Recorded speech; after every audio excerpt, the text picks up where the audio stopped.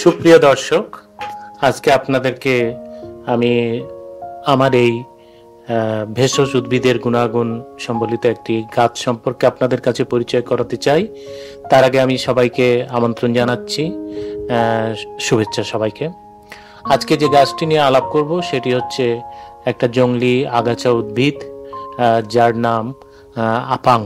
এটাকে আমরা আঞ্চলিক ভাষায় বিলাই খামচি হিসাবে জানি। এর বৈজ্ঞানিক নাম হলো অ্যাকাইরান্থাস অ্যাসপেরা। এই উদ্ভিদটি বর্ষজীবী এবং গুল্ম জাতীয়। দেশের সর্বত্র প্রতিটি স্থানে রাস্তার দুই পাশে জন্মে থাকে। জংলীয় আগাছা হলেও আগাগোড়া এই উদ্ভিদটি ঔষধি গুণে ভরা। এ গাছের মূল, কাণ্ড, পাতা ও বীজ নানা রোগের চিকিৎসায় ব্যবহার হয়। আপাং সাধারণত দুই রঙের হয়ে থাকে, সাদা ও লাল। শাখা প্রশাখার চারিদিকে ছড়ানো থাকে।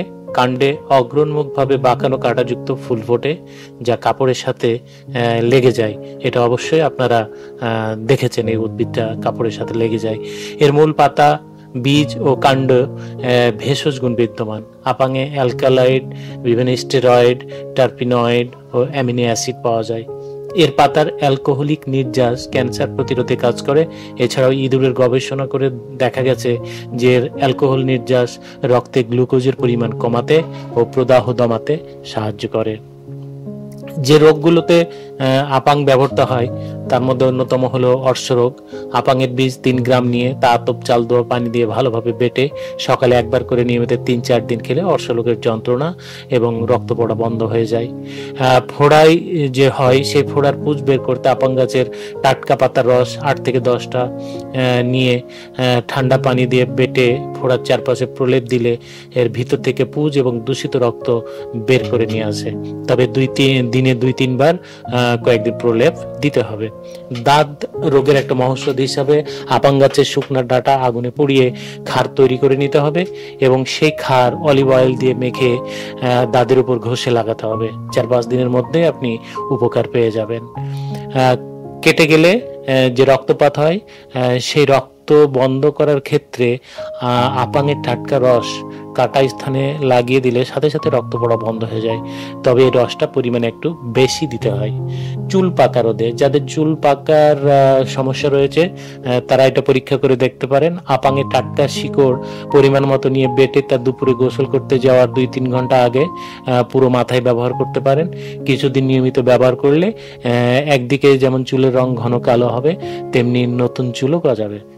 এছাড়াও কলেরা রোগে, বিষাক্ত ক্ষতে, বাগি, বক্ষ ব্যাধিতে আপাং ব্যবহার করা হয়। যাদের ক্ষুধামন্দার সমস্যা আছে, খিদে হয় না, খিদে পায় না, জোর করেও হজম হয় না, তারা এই আপাঙের শিকড় এবং গোলমরিচ বেটে ছোট ছোট বড়ি তৈরি করে রেখে দেবেন এবং সেগুলো শুকিয়ে নিয়ে প্রত্যেক দিন সকাল বিকাল পানি দিয়ে গিলে খাবেন। এতে করে স্বাভাবিক ক্ষুধা লাগবে। চোখের সমস্যার জন্য কিন্তু আপাং ব্যবহার হয়। চোখের মনির অস্বচ্ছতা এবং চোখে যদি প্রদাহ হয় তবে এর মূলের যে মণ্ড আছে সেটাকে ব্যবহার করতে পারবেন।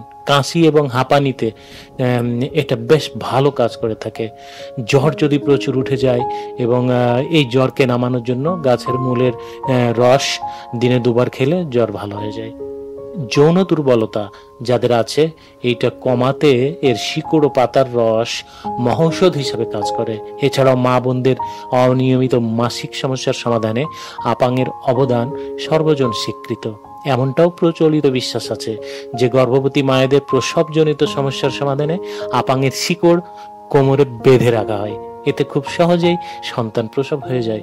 তবে মনে রাখবেন, প্রসব হওয়া মাত্র শিকড়টিকে খুলে ফেলতে হবে। তো প্রিয় দর্শক বন্ধুরা, আপনারা যারা আমার ইউটিউব চ্যানেলটি দেখছেন তারা চ্যানেলটি সাবস্ক্রাইব করবেন। এছাড়াও যারা ফেসবুকে দেখছেন তারা ফলো করে রাখবেন। ধন্যবাদ সবাইকে।